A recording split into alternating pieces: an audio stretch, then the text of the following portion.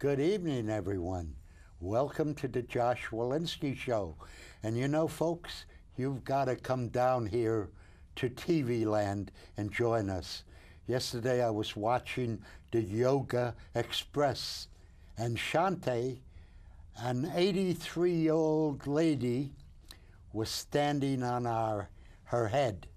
Well, today we're going to do it again. We're going to stand on our head, because we have here a wonderful guest, Gabrijela Solomon.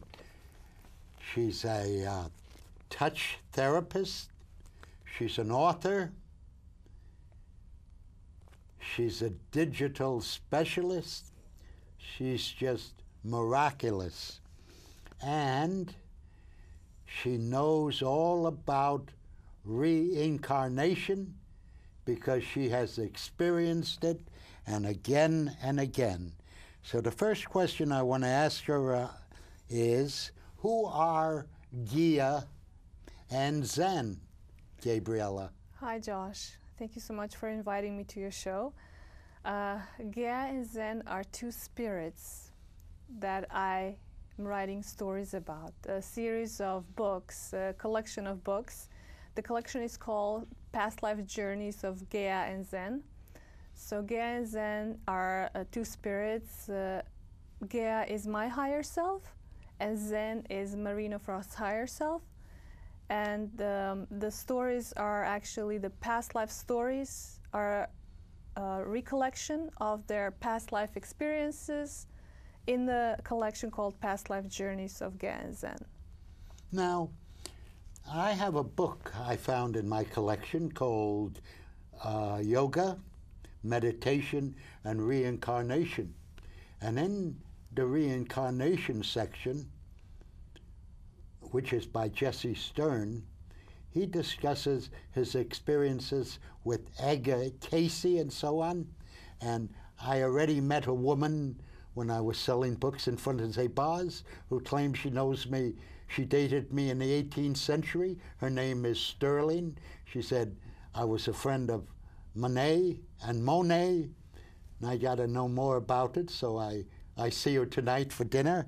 Gabrijela, how did you decide to explore your past lives? Well, since the very early age in my life, I was always inclined to learn more about the unseen world. The world that we can touch, we can smell, but it's out there, the world of spirit. So I had experiences that led me to interest in reincarnation and past lives. Primarily, I was interested to find out about past lives, not of my own, but of Marina, a friend of mine who I work closely with on a very comprehensive multimedia project called Mission of Love. He experienced a series of minor misfortunes in his life, but I was wondering, since we couldn't find some logical solution and logical reasoning to this, my various very unusual misfortunes, I decided to hire past life. I was planning to hire past life regression therapist, but I decided, after all, to go with a very gifted medium. So we had past life sessions with the medium, hearing medium, and spirits, discarnate entities, spirits, the souls of deceased people. They were granted access to Akashic records, and they pulled out all the data about our past lives. So if you have any additional questions, I mean, I know I'm throwing a lot of terminology over here, like Akashic records, but I can explain that in more detail if you're interested, or if your audience might be interested in what is Akashic record. It's the easiest way to explain this for those who don't know is I could say the closest metaphor for it would be a cosmic mind. It's an energy field where all data is actually saved. So all of our deeds, all of our thoughts, all of our emotions are filed, are saved, and there's a field of information that is accessible to those who know how to link to it, and they can withdraw the files about their past lives or about their present or the near future or distant future. It all depends what you focus on, but you can draw data from the Akashic records, and that's what we basically did during those sessions. That's fascinating. You know, I'll tell you something about my friend Sterling. She wears sunglasses because if you look in her eyes, they seem to grab you and take you into eternity. I really mean it. So I'm scared, you know, and I'm so glad that most of the time she wears sunglasses, because believe me, if I thought she was wacky, I wouldn't have dinner. I wouldn't be having dinner with her tonight. This is interesting. Now, Gabrijela, how do you go about organizing all this material and writing books about it? And what books have you written about your experiences with you and Marino? Yes, two books are written and published in the collection Past Life Journeys of Ganzen. First that was written and published is Life in the Jungle. It's about our past life that happened around 950 AD in the lush rainforest of South America. Second one is Life... Amazon jungle. Yes, correct. And the second one is Life Among Native Americans. This is about our past life in the 15th century in Pacific Northwest region, while we were part of a nomadic Native American tribe. But what happened is during those sessions that we had, since Marino is the owner of recording studio, he recorded each of these hour-and-a-half sessions. It was almost like an interview. Basically, it was an interview, just like with me and you, except it was not a physical person that was answering my questions, but the spirits through the medium. So I asked the medium, and he waited a couple of seconds to receive the answer. So we recorded everything, and they gave me very nice structure for several past lives. But there were, of course, gaps that I had to fill in. And I filled them through my own intuition, through guided research. The spirits helped me, and my spirit guides helped me a lot in the guided research. And also through my dreams, and through my intuition, through my heart. And they were the one who asked me to write this collection of books, my spirit guides. It was their idea. Yeah, I read the first one a few days ago. And how did you like it? I enjoyed it. It's a good book, and how can people get a hold of it? Here, I show it to you. This is the one I read, Life in the Jungle. I read Life in the Jungle. And how do you get a hold of these books? People can find this in Amazon, Amazon.com. It's one place where they can go and get it and order it. But also I created a little book trailer, video trailer for it. So more information about it, maybe we can roll that now, if you agree. So people can see more about Life in the Jungle through video form. So if you don't mind, I would like to roll the tape for Life in the Jungle, the video trailer. Yes, roll the tape, Life in the Jungle. Let's join them in the jungle here. In fact, we were probably there. You just have to meet somebody who channels you, and you'll discover you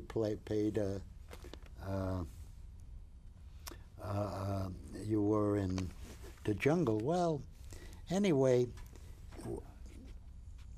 okay. I want to say you are working. Oh, Mr. Wolinski, we're going to roll the clip. Yeah, okay. You're going to roll it? Okay. Yes. Good.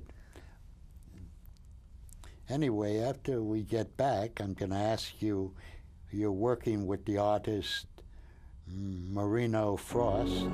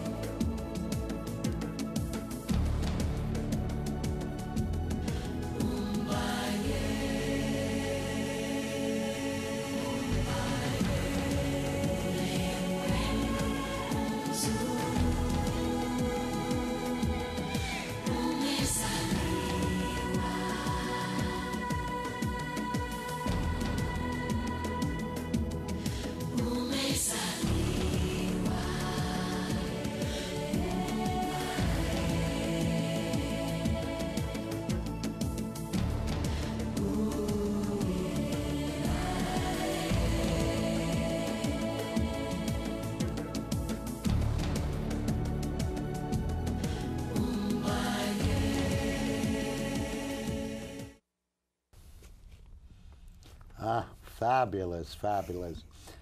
I'm glad Gabrijela, you're working with Marino Frost, Yes. a very talented musician, photographer, videographer, and you have a project called Mission of love. of Love. Yes. What's that all about?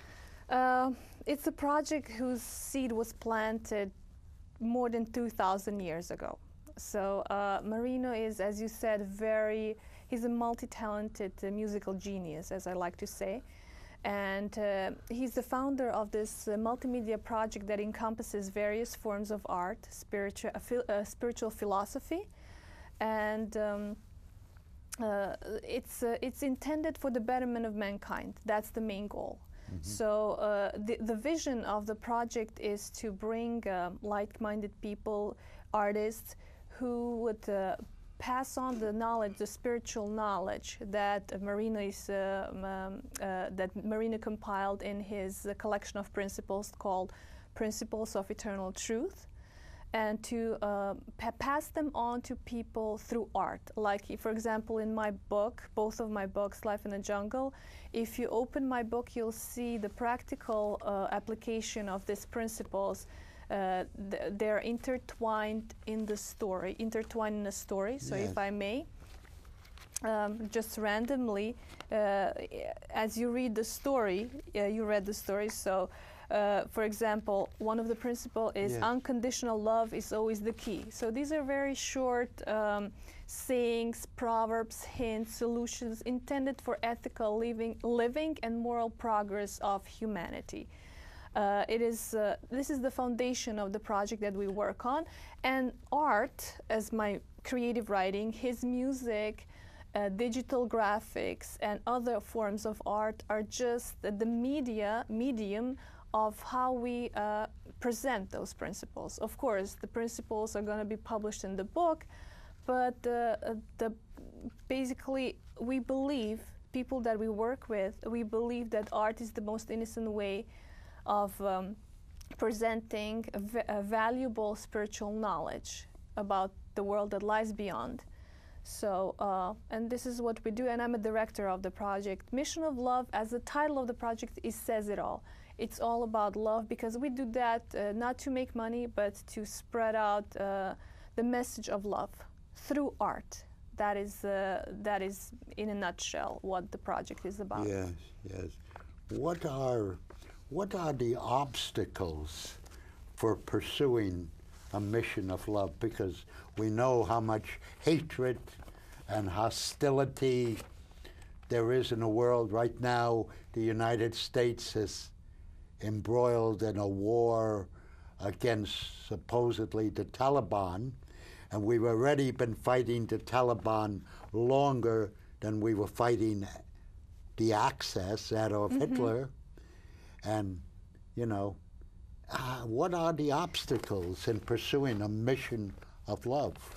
Well, first of all, everything works in a balance. When you have so much negative, like so many wars and so many bad things, that you have to balance, you have to even this out.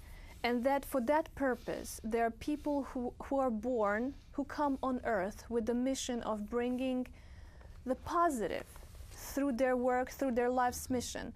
The obstacle always exists, and the obstacles are always tied with human issues like ego, selfishness, pride, those imperfections that people have to work individually to get rid of them, to overcome them. And this project is one way how they can do that, by following the teachings, by applying those teachings in their everyday life. They are,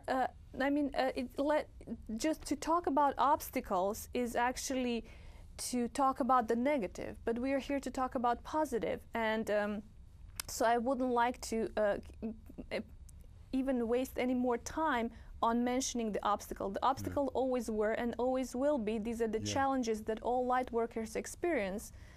But that's not the point. The point is, if we all unite and do good, there wouldn't be any evil on this earth. And this is what we dream about, to eradicate evil. to eradicate those imperfections in human nature, like ego, selfishness, self-centeredness, greed. Yeah. If there wouldn't be any greed on this planet, imagine this world. If there wouldn't be any selfishness, if people would think of each other, like one of the Marino's principles says, to know that you have moved to a higher level of consciousness is to ask, what can I do for others instead of what can I get for myself?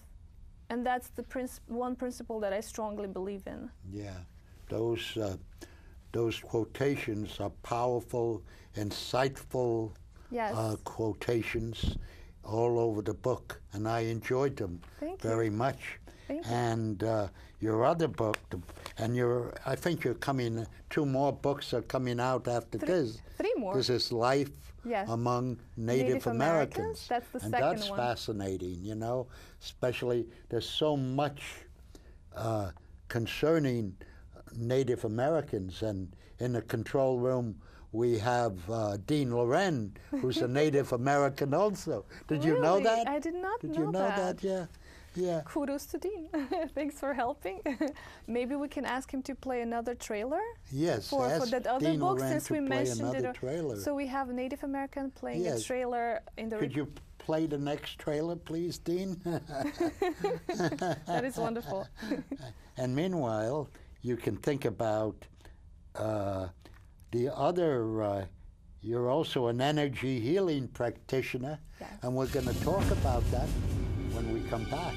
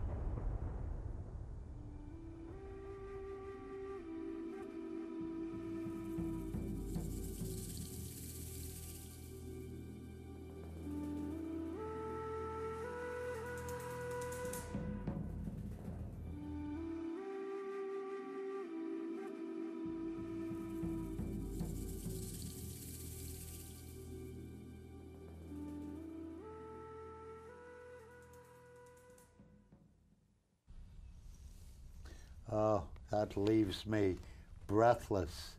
that really, I mean, you really convey your message effectively. Thank you. And it's just beautiful work. Thank you. And if I was giving awards, I would give you one. But anyway, Gabrijela, you're also an energy healing practitioner. Yes. Now tell us, what kind of energy healing do you practice, and where do you practice it? I'm a therapeutic touch practitioner. Therapeutic touch is energy healing modality that was developed in the 70s by two lovely ladies, Dolores Krieger and Dora Kunz. It's what I like to say about any energy healing modality. It's all based on intention. So you work with what we believe. All energy healing practitioners believe in universal energy, universal field of energy that surrounds us. So it's all matter of directing this energy to the people who are people who are either depleted or whose energy is out of balance. Out of this, if your energy field, everything is energy. We are made of energy. We are energy. So if this energy is out of balance, we get sick. That's how all this diseases come, when our energy gets out of balance. So energy practitioners are actually the ones who either try to prevent the sicknesses to occur, or if the sickness already reached the physical level when it's affecting your body, then you try to reverse the process by directing energy, by unruffling the energy field. But it's all done with intention and with your hands. So you direct, you feel the energy. Mm-hmm. Well, you know, this has really been, what an experience this has been, and it's been so joyful. And now there's going to be a second part of this next week. And Gabrijela, I want to thank you so much for coming down here and sharing so many wonderful things for us. Thank you, Josh. So I'll see you on the next show, and finish up, Gabrijela. Thank you, Josh, so much for inviting me. And I'm really pleased to be around your energy. I know how good your heart is, and I really want to thank you again for this opportunity for me to share the message. And thank you for being a passenger on this journey that I embarked on a long time ago. Yeah. Well, we all must be a passenger on a journey, because there are so many trains that want to take us to places we don't want to go or we shouldn't go, right? Yes, I agree. Absolutely. I agree. And they're all over. Well, there's a lot of negative energy in the world. My train is taking people to the light of knowledge and love. And it has to be dispelled. Dispel the negative energy. Come down here and enjoy some positive energy by Nolan and Dean Loren and Marino and Josh Wolinski. Thank you very much. And Gabrijela. Thank you so much. Thank you. You were great. See you next week. This has